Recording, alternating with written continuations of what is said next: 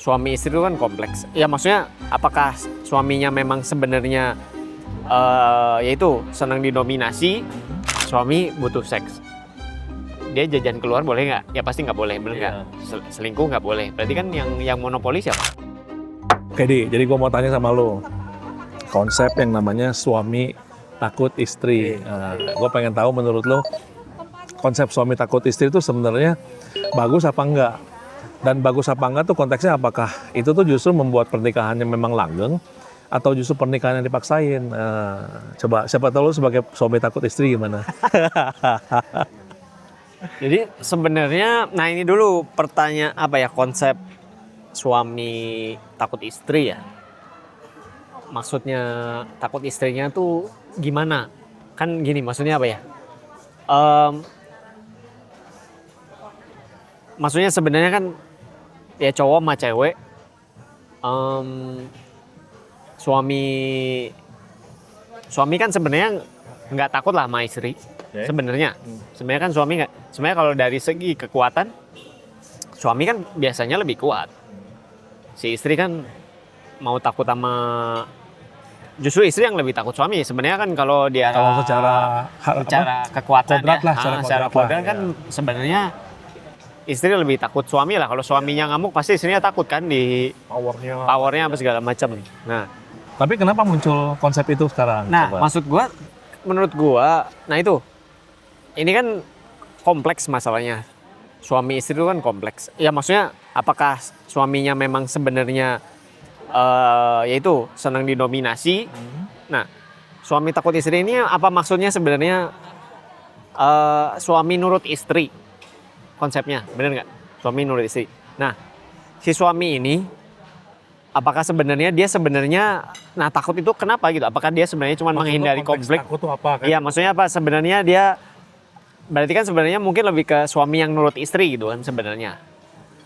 Apakah suami itu sebenarnya nurut karena menghindari konflik atau memang apa gitu sebenarnya? Ya jadi kan belum, oke lah kita nggak tahu lah itu ya. Karena kan takut. Nah, konsep takut ini kan suami takut ke istri.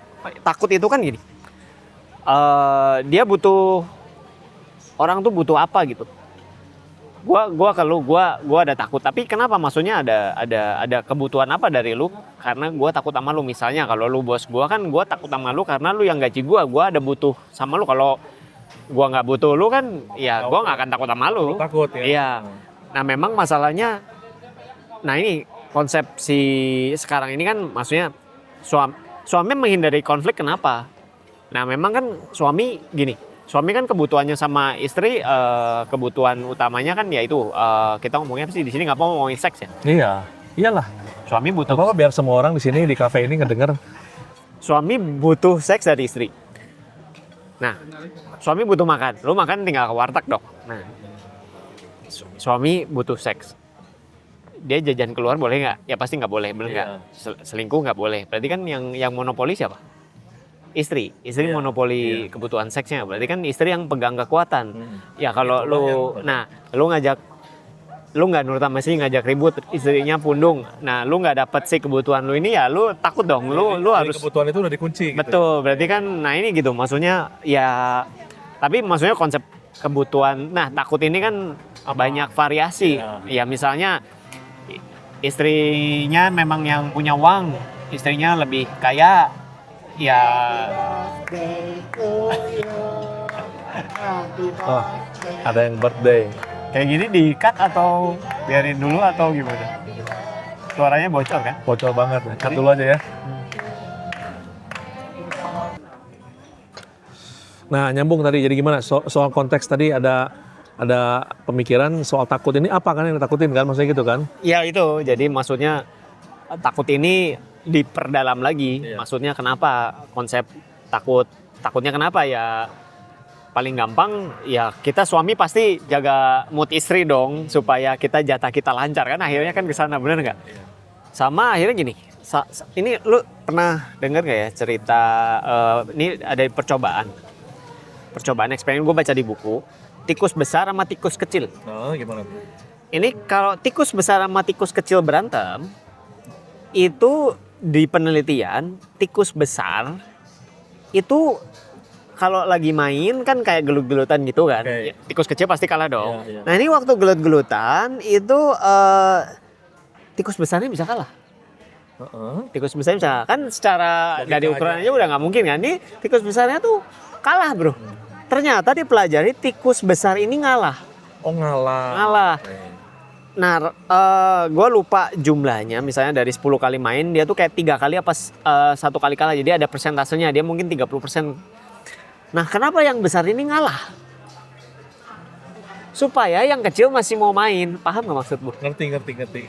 Jadi di Iya. konsep suami takut istri, Kalau sampai si suami itu ngalah, nah jadi siapa yang kuat misalnya istri. Misalnya istrinya lebih dominan. Jadi suaminya Oke. yang Bisa ngalah. dominan ya, Ngalah. Oke. Nah, kalau istrinya mau langgeng, dia juga harus ngalah dalam persentase tertentu. Ngerti nggak maksud gua? Ya bagusnya kalau bisa 50% bagus berarti sehat. Balance, Tapi kan balance. selalu ada yang lebih dominan. Nah ini gimana caranya? Entah suami yang dominan atau istri yang dominan itu dia harus paham bahwa kadang dia dalam waktu dia berargumen atau debat dia juga harus ngalah kalau mau langgeng. Iya. Karena kalau enggak ya yang pihak yang salah satu kan dia males lagi. Yang kalah tuh pasti ngerasa, wah gua kalah. Dia gitu akan ya. males berdebat atau terlalu males untuk ngomong, akhirnya kan lama-lama ya makin depresi, akhirnya lu ya arahnya peluang perceraian tinggi. Nah ini sebenarnya kan permainan pengaruh, Ternyata ya. makanya kan ya itu yang gue pernah bilang episode lalu, suami istri itu kan saling mentraining.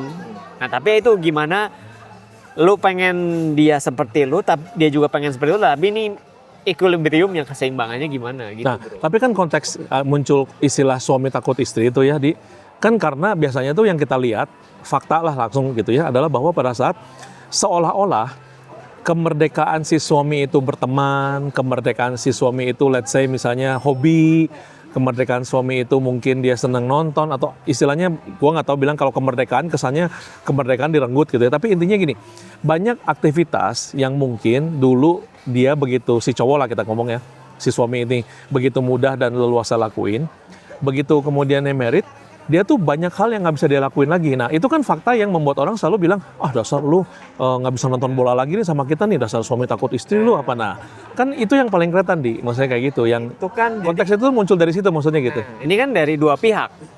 Kalau suami takut istri, buat istri-istri bagus. Lu dipuji, wah lu nurut sama istri lu bagus. Ngerti nggak maksud gua? istri-istri. Dikala istri, wah lu bagus ya. Dipuji lu sama istri-istri yang lain karena istri-istri maunya seperti itu. Iya. Kalau di suami-suami, Kalangan cowok-cowoknya. ya pasti lu dibully. Iya. Karena kan ego kan cowok. Lu kayak gitu kan lu pasti lu dulu sama istri itu kan sebenarnya ya jadi kayak membuli. Maksudnya sebenarnya si suami-suami ini juga sebenarnya mungkin juga takut istri. Iya. Atau dia merasa kehilangan si cowok ini jadi nggak bisa main lagi kan. Iya, Nah, iya. tapi bahwa ya itu waktu sudah menikah kan kebebasan lu ya pasti terbatasi, ya pasti nggak mungkin lu bisa ngelakuin yang lu pengen semua, pasti ada pengurangan ya. Nah itu yang biasanya jadi sama temen-temen suami ya, lu diomongin wah lu suami takut itu ya, tapi pas maksudnya si orang itu kan ngomong waktu dianya dibolehin, temennya nggak dibolehin, dia ngebully. Iya. Berarti maksud gua Belum gini. tentu bahwa belum tentu dia juga selalu bisa, atau mungkin dia juga bisa nggak takut istri tapi bisa langgeng nggak. Nah itu sebenarnya permainan ngalah mengalah, memberi nggak memberi ya gitu. Nah, jadi maksud gue gini, berarti seharusnya kalau misalnya nih dalam satu lingkungan lah gitu ya, misalnya kita nih sebagai orang yang sering bully lah, kita dibully lah, misalnya seorang cowok nih dibully nih, ah dasar lu mas suami takut istri, berarti harusnya kalau menurut cerita lu kayak gitu, berarti penerimaannya harusnya nggak usah terlalu serius dong ditanggapinya kan. Maksudnya gini, kalau ditanggapin serius kan jadi si cowok kan akan ngerasa, ih gila bener ya, gua kayaknya kemerdekaan gua terbatas sekarang. Jadi akhirnya dia kebawa dalam satu situasi yang protes kepada situasi yang dia punya. Jadi dia protes juga kepada istrinya. Akhirnya keributan terjadi karena gara-gara lu nih gue jadi nggak bisa nonton bola lagi misalnya gitu. Tapi kalau misalnya bisa diolah dengan dasar lu sama itu, santai aja gue mah gitu, memang wajar. Maksudnya gini, yang lu ceritain barusan, berarti kan harus dimaklumin dan diwajarin kan oleh si penerima bully pun, bahwa kalau sampai itu diomongin sama temen-temennya, itu tuh harusnya jangan ditanggapin terlalu serius dan baper. Karena faktanya memang enggak cuma dia doang, temen-temen dia yang ngebully juga mungkin aja situasinya satu waktu bisa kebalik kan. Oh, yang Maksud ngebully lu gitu juga kan? nggak punya istri kan? Nah mungkin iya begitu kan. Jadi prinsipnya beda posisi. beda posisi. Karena iya. pasti kan akhirnya lu sudah berkeluarga ya lu pasti mentingin keluarga lu dibanding temen lu, itu mah udah Iya, pasti. bener kan? Pasti. Dan bahwa manusia kan cenderung ya, apalagi cowok seneng merosting temennya. Roasting kan ya memang kalau di Amerika tuh roasting kan bentuk kasih sayang. Iya. Ya karena kita kenal lu makanya kita ngerosting lu kan. Makanya udah santai Sebenarnya lah. mah Iya. ya nggak usah terlalu buffer ya, Iya, karena akhirnya ya jatah lu kan dipegang istri. Ya lu utamain istri kan, nggak mungkin temen lu ngasih lu jatah. Iya, berarti maksud gue poinnya terlepas dari memang istilah itu muncul di luaran sana sebagai satu istilah buat suami-suami yang seolah-olah tadi gue bilang kemerdekaannya direnggut, berarti harusnya kalangan suami yang sempat dilabelin itu mestinya nggak usah baper kan, bawaannya gitu kan, santai aja kan, toh memang kenyataannya memang pada saat lu memutuskan untuk memutuskan untuk berkeluarga, pasti posisi dan situasi itu tuh pasti harus lu ambil kan. Tuh, yang penting itu di suami istri itu mereka harus sadar Tadi itu ya terlalu dominan, ya itu harus kadang ngalah kadang, supaya terjadi keseimbangan. Karena kan yang ya itu kan sekarang kan terjadi banyak perceraian kan. Oke. Karena kan sebenarnya ekspektasi yang berlebihan, ekspektasi bahwa si suami itu seperti yang di film-film, padahal kan enggak. Iya. Nah itu adalah yaitu kalau yang kita nikah udah lama kan akhirnya kok nggak kayak yang di film ya, kok kayak nggak ekspektasi gue, akhirnya kan terjadi penerimaan. Tapi ya itu di antara penerima itu suami istri harus saling kapan ngalah kapan nggak ngalah, mana yang penting, ya itu yang penting sih, Berarti sebenarnya jaga kelanggengan. ya berarti sebenarnya salah satu teknik atau cara pertama ngejaga kelanggengan mungkin bisa diatur ruang personal masing-masing kali ya. Mungkin itu juga bisa lah kayak salah satunya. Jadi misalnya si istri juga harus ngerti mungkin dalam batasan tertentu si suaminya tuh punya hobi atau punya apa tersendiri yang oke lah, ini memang part yang lu ngerasa hidup lu tuh lebih sempurna atau lebih lengkap ngelakuin ini. Begitu juga sebaliknya, si suami juga ngelihat istrinya kayak gue juga respect sama lu karena lu ada bagian A dan B yang lu harus lakuin, gue nggak akan involve di situ tapi batasan itu tuh dijaga gitu, maksudnya gitu kan, itu lebih efektif kan. Betul. Dan masalah komunikasi 1, 2, ini ada yang lucu. Waktu kita nikah, itu nikahnya kan nggak cuman gue nikah nggak cuma sama istri gue nikah itu sama keluarganya, sama teman-temannya. Yes. Teman-temannya ngasih masukan, keluarganya ngasih masukan. Gue juga sama kan, teman-teman gue ngasih masukan, keluarga ngasih masukan. Nah, pernah ada satu cerita lucu waktu itu di YouTube, gue lihat ada satu cewek marah-marah karena teman-temannya ngasih nasihat yang nggak bagus Itu suaminya. ke dia. Oh ke dia, oke. Dia disuruh jadi jatah suami itu dipepet terus jangan nurut suami apa segala macam. Teman-temannya nih ngasih nasihat. Udah gitu akhirnya si suami istri ini cerai. Oke. Nah ternyata istrinya baru tahu teman-temannya nggak ada yang ngelakuin nasihatnya itu semua, mereka ngelakuin kebalikannya. Iya, jadi cuman kayak ngehituin temennya Iya, aja. waktu pas teman-temannya dia ngasih, ya itu maksudnya di dalam hubungan pertemanan pun ada politik ya, maksudnya apa kita dapat masukan atau perkataan dari luar ya kita harus sortir, kita tuh harus paham bahwa manusia tuh akhirnya kan hukum yang berlaku itu cuma satu, kepentingan bersama. Iya. Bahwa ada faktor iri hati, ada faktor itu kan politik di pertemanan pun ya, maksudnya gini. Sorry nih ya, kita lihat teman kita sendiri sukses juga sebenarnya udah nggak suka. Iya, pasti ada Bener, perasaan, gitu kan. Ya kan kita pengennya yang sukses ya diri sendiri. Kita itu manusiawi sih. Iya, Manusiawi. karena kan keuntungan ya orang kan pasti pengen, ya itu dominan, pengen di atas individu yang lain naturalnya ya. Ya maksudnya itu makanya pertemanan diuji dalam rentang waktu ya. Tapi ya berubah status ya, berubah posisi. Waktu kita belum nikah ya temen posisinya beda, waktu udah nikah posisi temennya beda. Iya. Karena kan kondisinya berubah. Temen yang Prioritas dulu, ya, belum prioritas lagi kan. temen yang dulu mungkin selalu ada, dia punya istri, makanya sering kan dengar di bisnis. Waktu bisnis belum nikah langgeng, udah pada nikah tiba-tiba berantem karena kan istrinya ngasih masukan. Kok dia gitu sih? Kok dia gitu sih? Tadinya kita santai jadi nggak santai kan, jadi oh ya kok dia gitu ya?